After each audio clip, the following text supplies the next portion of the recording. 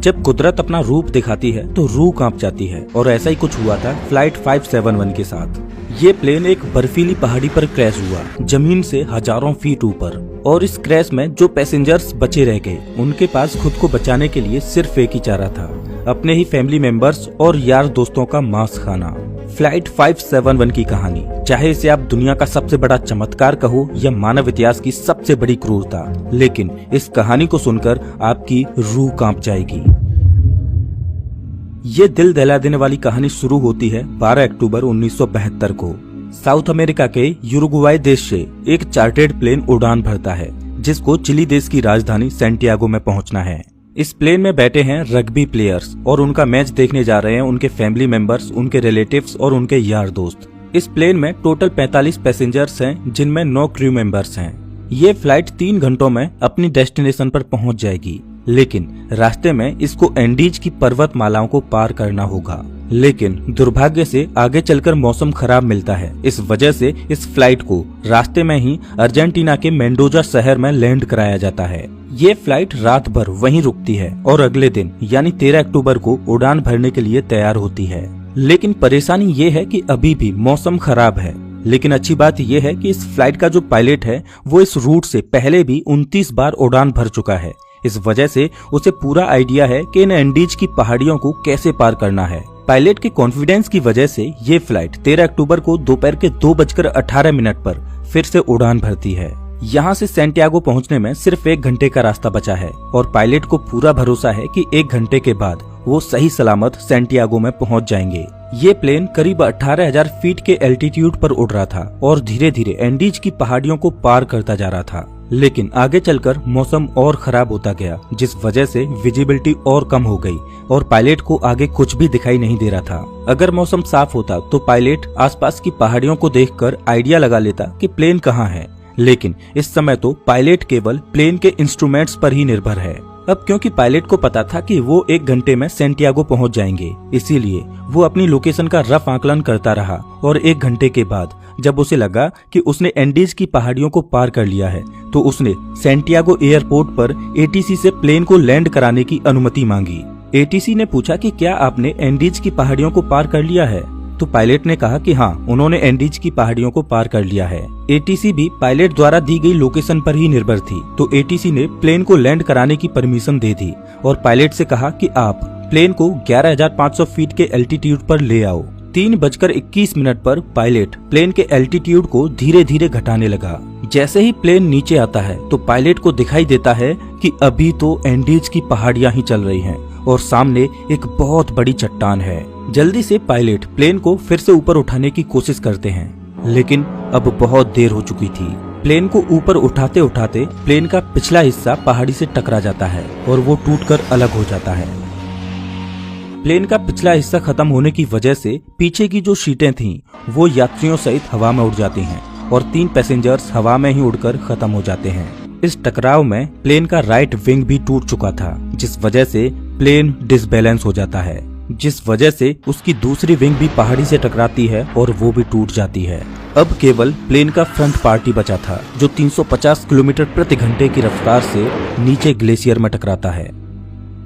Plane पूरी तरह से तहस नहस हो जाता है। प्लेन के पायलट तुरंत मारे जाते हैं। 45 में से 12 लोग इस घटना में मारे जा चुके हैं और 33 लोग अभी भी जिंदा हैं, लेकिन इनमें से ज्यादातर बहुत जख्मी हालत में हैं और उन्हें ये भी नहीं पता कि इस समय वो कहां पर हैं। ये क्रैश हुआ प्लेन जमीन से 3,570 मीटर की ऊंचाई पर एंडीज की किसी अनजान पहाड़ी पर बिखरा पड़ा है। क्या वो इस पहाड़ी से बचकर निकल पाएंगे या नहीं, ये कोई नहीं जानता। अभी तक जो हुआ वो तो महज एक छोटा सा ट्रेलर था। इस फ्लाइट की असली कहानी तो अब शुरू होगी। आप कल्पना भी नहीं कर सकते कि आगे चलकर इनके साथ क्या होने वाला है। ये वीरान एंडीज की पहाड़ियां अब इन पर कहर बनकर बरसने वाली हैं। इनकी आगे की स्टोरी जानकर आपकी रूह तक कांप जाएगी। घायल हुए पैसेंजर्स में से एक पैसेंजर था नांदो पराडो, जिसके सिर में चोट आई थी, जिस वजह से वो कोमा में चला गया। परेशानी ये थी कि जल्द ही सूर्य ढलने वाला था और शाम होने वाली थी। इस वजह से रेस्क्यू टीम के पास उनको ढूंढने के लिए ज्यादा वक्त नहीं था और बाई चांस अंधेरा होने से पहले उनको नहीं बचाया गया तो इस बर्फीली पहाड़ी पर रात गुजारना नामुमकिन होगा, क्योंकि यहाँ का तापमान रात में -30 डिग्री सेल्सियस तक पहुँच जाता है। जल्द ही रेस्क्यू के लिए 4 जहाज रवाना किए गए। इन चारों जहाजों ने एंडीज की पहाड़ियों को खंगाल डाला, लेकिन इन्हें कहीं भी कुछ भी नहीं मिला, क्योंकि प्लेन ऐसी जगह पर क्रैश हुआ था जहां पर सफेद बर्फ और घना कोहरा था और प्लेन भी सफेद रंग का ही था। इस वजह से ऊपर से देखने पर रेस्क्यू टीम को क्रैश साइट का अंदाजा ही नहीं हो पा रहा था। देखते ही देखते रात हो गई और उस दिन रात भर के लिए रेस्क्यू ऑपरेशन को स्थगित कर दिया गया। बचे हुए पैसेंजर्स को उम्मीद थी कि वो कैसे भी करके सिर्फ आज की रात काट लें, कल तो उन्हें कोई न कोई बचा ही लेगा।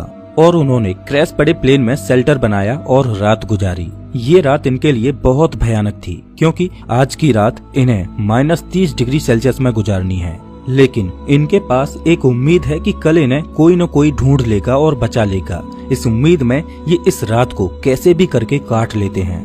लेकिन 5 लोग इस रात को नहीं झेल पाते और अब जिंदा बचे हुए लोगों की संख्या 33 से घटकर 28 रह जाती है। अगले दिन की सुबह 14 अक्टूबर को सर्च ऑपरेशन फिर से चालू किया जाता है और 11 जहाज इन्हें ढूंढने के लिए उड़ान भरते हैं। लेकिन परेशानी वही थी कि क्रैश हुआ प्लेन सफेद रंग की वजह से बर्फीली पहाड़ियों में नजर ही नहीं आ रहा था। बचाव दल के जहाज सर्वाइवर्स के ऊपर से उड़कर जा रहे थे, लेकिन उन्हें वो नीचे नजर ही नहीं आ रहे थे। इस वजह से सर्वाइवर्स ने बचाव दल को सिग्नल देने के लिए प्लेन के ऊपर लिपस्टिक से SOS लिखने की कोशिश की, लेकिन उन्हें रियलाइज हुआ कि इतना बड़ा SOS लिखने के लिए लिपस्टिक काफी नहीं थी। इस वजह से उन्होंने अपने सूटकेसेज से बर्फ पर एक बड़ा सा क्रॉस बना दिया ताकि वो आसमान से बचाव दल को साफ साफ दिखाई दे सके। उस दिन इनके ऊपर से 3 हवाई जहाज निकल कर गए, लेकिन अफसोस कि किसी ने भी इनको नोटिस नहीं किया और ये दिन भी गुजर जाता है। अगला दिन यानी 15 अक्टूबर, उस दिन भी कुछ ऐसा ही हाल रहता है, लेकिन बचाव दल इन्हें ढूंढने में असमर्थ रहता है। अब इन सर्वाइवर्स को समझ आ चुका था कि ये बहुत बुरे फंस चुके हैं। मदद कब तक आएगी ये कहा नहीं जा सकता। इस वजह से वो प्लेन में मौजूद चीजों से सर्वाइवल की तकनीक बनाने लगे। धूप में बर्फ को पिघलाकर वो बूंद बूंद करके पानी की व्यवस्था तो कर ले रहे थे, लेकिन खाने के लिए उनके पास ज्यादा कोई ऑप्शन नहीं थे। क्रैश के 3 दिन बाद यानी 16 अक्टूबर को नांदो पराडो कोमा से जाग उठता है और जैसे ही उसे होश आता है तो उसे पता चलता है कि इस क्रैश में उसकी मां खत्म हो चुकी है और उसकी 19 साल की बहन गंभीर रूप से घायल है। दिन प्रतिदिन गुजरता जा रहा है, मदद मिल नहीं पा रही। प्लेन में जो खाना था वो भी खत्म हो चुका है। सूरज की रोशनी बर्फ से रिफ्लेक्ट होकर इनकी आंखों को डैमेज कर रही है। भूख, प्यास और असहनीय ठंडी को सहते सहते अब इन्हें इस पहाड़ी पर 8 दिन गुजर चुके थे। रेस्क्यू प्लेन आते और इनके ऊपर से निकल जाते। क्रैश के 8 दिन बाद नांदो पराडो की बहन भी जीवन की लड़ाई को हार जाती है और अपना दम तोड़ देती है। और उधर 8 दिनों के बाद सर्च अभियान को रोक दिया जाता है, क्योंकि अक्टूबर के महीने में वहां पर बहुत ज्यादा बर्फ पड़ती है। इस वजह से सर्च अभियान को 2 महीनों के लिए स्थगित कर दिया जाता है। ऑफिशियल्स को ये लगा कि इन 8 दिनों में सारे यात्री मारे जा चुके होंगे। इस वजह से उनकी मुर्दा बॉडीज को 2 महीने के बाद खोजकर उनके घर वालों को भिजवा दिया जाएगा। इधर सर्वाइवर्स को प्लेन के मलबे में एक रेडियो मिला। जब सर्वाइवर्स ने रेडियो को ऑन किया तो उसमें उन्हीं की न्यूज ब्रॉडकास्ट हो रही थी कि फ्लाइट 571 के सर्च ऑपरेशन को अब बंद कर दिया गया है। इस न्यूज ने सर्वाइवर्स के होश उड़ा दिए।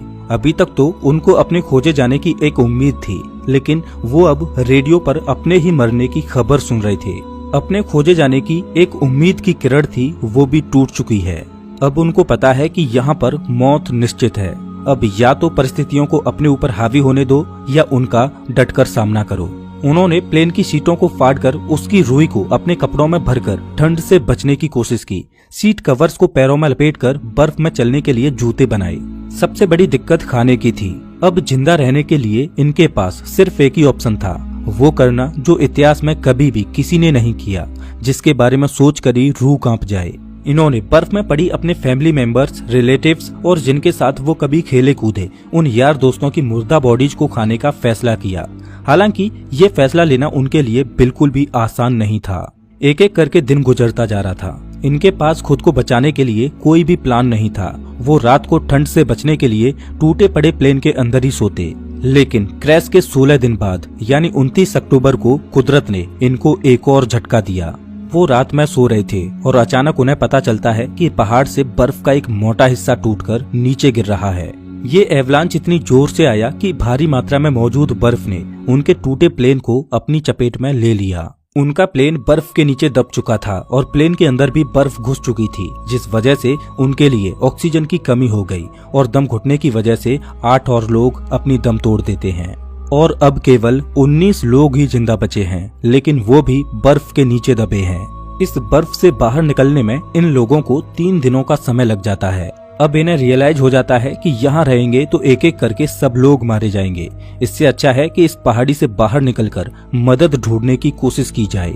उन लोगों में ज्यादातर सभी जख्मी हालत में थे, इस वजह से वो इस पहाड़ी को पार करने में सक्षम नहीं थे। लेकिन 3 लोग ऐसे थे जो कम चोटिल थे, इस वजह से उन तीनों ने इस पहाड़ी से बाहर निकलकर मदद लाने का फैसला किया। उन्होंने रास्ते के लिए मांस के टुकड़े अपने साथ लिए और उनको ठंड से बचने के लिए सबसे मोटे कपड़े दिए गए। और क्रैश के 33 दिनों के बाद यानी 15 नवंबर को ये तीनों लोग मदद ढूंढने के लिए निकल पड़ते हैं। चलते चलते इनको शाम होने लगती है, तभी इनकी नजर प्लेन के दूसरे टूटे हुए हिस्से पर पड़ती है। प्लेन का जो पिछला हिस्सा टूटकर अलग हो गया था, उन्हें वो दिखाई देता है। जब वो उस मलबे के पास जाते हैं तो उन्हें उसमें खाने के लिए बहुत कुछ मिलता है। आज की रात उन्होंने इसी में गुजारने का फैसला किया। पिछले कुछ दिनों में आज की ये रात उनके लिए अच्छी रही। प्लेन के उस पिछले भाग में उन्हें एक बैटरी मिली। उन्होंने सोचा क्यों ना इस बैटरी को प्लेन के मेन बॉडी के पास ले जाया जाए और उसमें लगी कम्युनिकेशन डिवाइस को चालू करके मदद बुलाई जाए। लेकिन बैटरी का वजन 25 किलोग्राम था। इतनी भारी बैटरी को इतनी कमजोर हालत में क्रैश साइट पर ले जाना संभव नहीं था।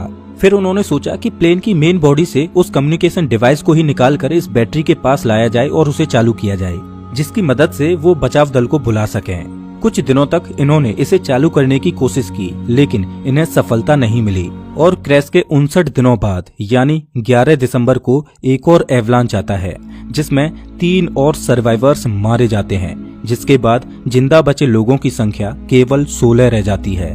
और अब ये तीनों नौजवान कैनेसा, पराडो और विजिंटेन बिना किसी गियर के ग्लेशियर पर चढ़ाई करने के लिए निकल पड़ते हैं। ये तीनों पश्चिम दिशा की ओर चलते चले जाते हैं, लेकिन ये बिल्कुल भी नहीं जानते कि जिस दिशा में ये जा रहे हैं उसमें कोई इंसानी बस्ती इन्हें मिल पाएगी या नहीं। उनको बस ये लग रहा था कि उनको इस सामने वाली पहाड़ी को पार करना है और उन्हें मदद मिल जाएगी, और उन्हें उम्मीद थी कि वो 3 दिनों में इस पहाड़ी को पार कर लेंगे। इसीलिए उन्होंने अपने साथ में सिर्फ 3 दिनों के लिए ही मीट की सप्लाई रखी। इन्होंने धागे से सिलकर एक स्लीपिंग बैग बनाया था, तो ये दिन भर बिना किसी गियर के पहाड़ पर चढ़ते और रात में एक ही स्लीपिंग बैग में तीनों चिपक कर सोते। खुले में बिना किसी सुविधा के -30 डिग्री सेल्सियस में रात गुजारना कोई आसान बात नहीं थी। चलते चलते इन्हें चौथे दिन की सुबह हो चुकी थी, लेकिन अच्छी बात ये थी कि वो अब उस पहाड़ी की चोटी पर पहुंच चुके थे। जैसे ही ये पहाड़ की चोटी पर पहुंचे तो इनके पैरों तले जमीन निकल गई, क्योंकि पहाड़ पर चढ़कर इन्हें पता चला कि वो इतने दिनों से जिस दिशा में चल रहे थे वो गलत दिशा थी। आगे रास्ता खत्म ही नहीं होता। अब क्योंकि उनके पास खाने की सप्लाई बहुत कम थी, इस वजह से उन्होंने फैसला किया कि उनमें से एक बंदा क्रैश साइट पर वापस चला जाएगा और 2 लोग आगे जाएंगे। इस वजह से विजिंटन वापस लौट जाता है और पराडो और कनेसा आगे बढ़ते रहते हैं। उस पहाड़ की चोटी पर चढ़ने के बाद इनको सही रास्ते का अनुमान हो जाता है और ये दोनों कई दिनों तक आगे बढ़ते रहते हैं और कुछ दिनों के बाद इन्हें नदी की एक छोटी सी धारा मिलती है। वो उस धारा के साथ साथ नीचे चलते रहते हैं और लगातार 9 दिनों तक चलने के बाद 20 दिसंबर को नदी के दूसरे किनारे पर इन्हें 3 लोग दिखाई देते हैं। ये चलते चलते बहुत थक चुके थे। पिछले 9 दिनों में इन्होंने पहाड़ पर 61 किलोमीटर की हाइकिंग की थी और अब मंजिल इनके सामने थी। इन्होंने उनसे मदद की गुहार लगाई, लेकिन वो लोग टुमारो बोलकर चले गए। उस दिन उन्हें कोई मदद नहीं मिल पाई, लेकिन अगले ही दिन वो विलेजर फिर से वापस आया और एक पत्थर में कागज और पेन लपेटकर नदी के दूसरे किनारे पर फेंका। नांदो पराडो ने पेन और कागज को उठाकर जो भी घटना घटी थी उसके बारे में सब कुछ लिख दिया। जब उस विलेजर ने उस पेपर को पढ़ा तो वो सब कुछ समझ गया, क्योंकि उसे पता था कि इन पहाड़ियों में कुछ दिन पहले प्लेन क्रैश हुआ था और उस एरिया में भी पूछताछ के लिए लोग आए थे। लेकिन वो हैरान था कि ये लोग अभी तक जिंदा कैसे बचे हैं। वो विलेजर जल्द से जल्द शहर गया और आर्मी कमांड के साथ इस इन्फॉर्मेशन को साझा किया और जल्द ही चिली की एयरफोर्स इन्हें रेस्क्यू करने के लिए पहुंचती है। आर्मी ऑफिसर्स पराडो और कनेसा को हेलीकॉप्टर में बिठाकर क्रैश साइट पर पहुंचते हैं और 22 दिसंबर 1972 को क्रैश के 70 दिनों के बाद बचे हुए सर्वाइवर्स को रेस्क्यू किया जाता है। इन लोगों की हालत बहुत ज्यादा खराब थी। इस क्रैश के बाद टोटल 16 लोग ही सरवाइव कर पाते हैं। इनकी ये कहानी सच में दिल दहला देने वाली कहानी थी। लेकिन इससे भी खतरनाक सर्वाइवल की कहानी है एक ऐसे व्यक्ति की जो 438 दिनों तक गहरे समुद्र में फंसा रहा। बीच पैसिफिक ओशियन में एक छोटी सी नाव उसका घर थी, खुला आसमान जिसके नीचे उसे दोपहर की तेज धूप और रात की ठंडी को सहना था। एक अकेला व्यक्ति वीरान समुद्र में 438 दिन यानी 14.5 महीनों तक अकेला मदद की आस लगाए भटकता रहा। इस व्यक्ति की सर्वाइवल की कहानी आपको सच में हैरान कर देगी। इस कहानी को आप स्क्रीन पर दिख रही इस वीडियो में देख सकते हो। मैं आपको वहीं मिलता हूँ।